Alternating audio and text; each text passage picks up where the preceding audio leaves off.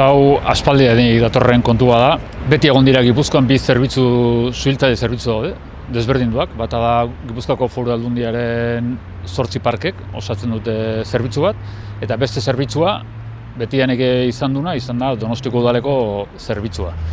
Gure zerbitzua, Gipuzkoako Foru Aldundiko zerbitzua evoluzionatzen joan da urtetan zehar, eta iritsi gera momentu batean, 2017 ingurutikan, lehen ere hola bazan ere, GIMO sistema horrekin, koordinazio sistema honen baitan, hasi ginen benetan sarean lan egiten gure artean.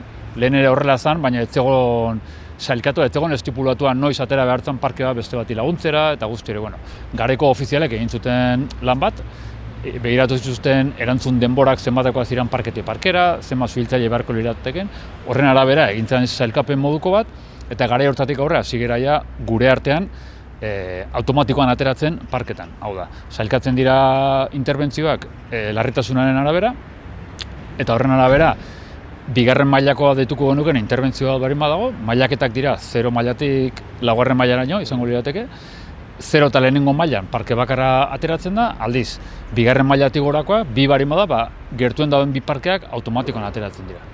Eta guk modu hortara lan egiten dugu.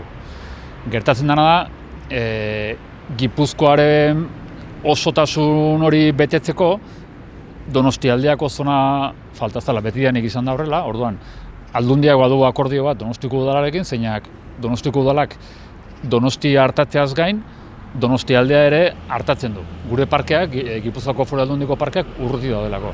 Orduan Donostik hartatzen ditu Usurbil, Lasarte, Urnieta, Pasaia eta nik uste horiek direla. Zer gertatzen da?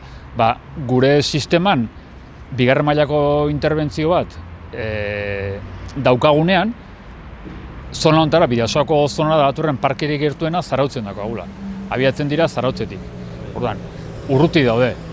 Interbentzio batean benetako garrantzia duten bi faktoreak dira zenbat denboran iristen geran interbentzio batera eta zenbat suhiltzaile iristen geran. Orduan, denborari so egiten badigu zarautz urrutiegi dago zonalde honetatik. Eta guk logikoa ikusten duguna da Donostiko suhiltzaile zerbitzuak ere gurekin lan egin beharko lukela sare honetan. Hau da, bigarren mailako interbentzio bat dago, Donostik atera beharko lukela guri laguntzea. Hau da, azkenen leloa da gertuen dauden suhiltzaileak, bizitzak arriskuan daudenean, gertuen dauden suhiltzaileak joan daitezela interbentzio horretara.